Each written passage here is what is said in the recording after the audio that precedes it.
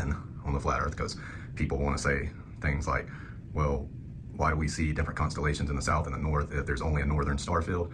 Well, from this position, it looks like a northern star field. It looks like it's just over the north, and that's it. But that's not the case. And if you look up, you can see how I'm projecting it in. So I'm just projecting it onto the ceiling, and then the dome is showing it. And you can see the projector back there between the telescopes. So we have this super reflective ceiling above us, a superfluid layer and a dome. The dome is most likely crystalline of some sort. The superfluid ceiling acts like a two-way mirror, and that's what gives us this star trail phenomenon of the Arctic motion and the anti-Arctic motion of the luminaries. So again, you see projecting it into the ceiling here, and the projector's down there. But when I come up from above and look down, you can clearly see that that same star field covers the entire realm. So it's not just a northern star field. And what you're seeing is at the equator, you get this converging and diverging zone of arc and anti-arc on either side of the equator. And that's caused by the super reflective mirror type dome and superfluid ceiling that is also acting as a two-way mirror. So it's because of that that we have the northern and southern star trails, and we have different stars in the north and in the south. However, we do see the same constellations in the north and south at times, depending on the time of year, like Orion, for example.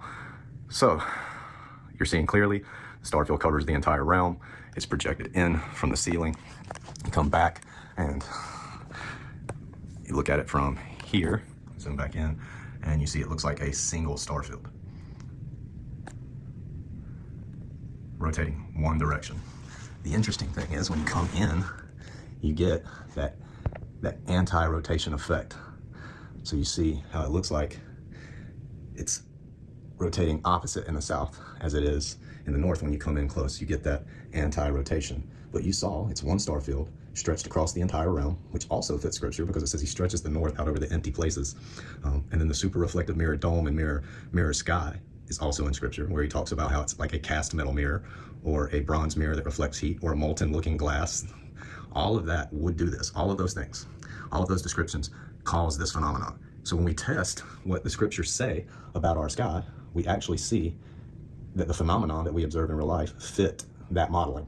You can say it doesn't, but I'm showing you that it does. The interesting thing is when you come up here and you see that rotation and anti-rotation, see how it follows no matter where you go? That's following is the southern part of the sky. So it is an apparent thing caused by the super reflective sky, the mirror sky. The same thing goes for the 24-hour sun. So you can clearly see, looks like one star field rotating in the dome. It's actually pretty simple. It's not that complicated, not that difficult, but it is what's causing the phenomenon. And if you're far enough south at the right time of year, you're gonna see the sun and even the moon at certain times for 24 hours. It's just the way the dome manipulates the light.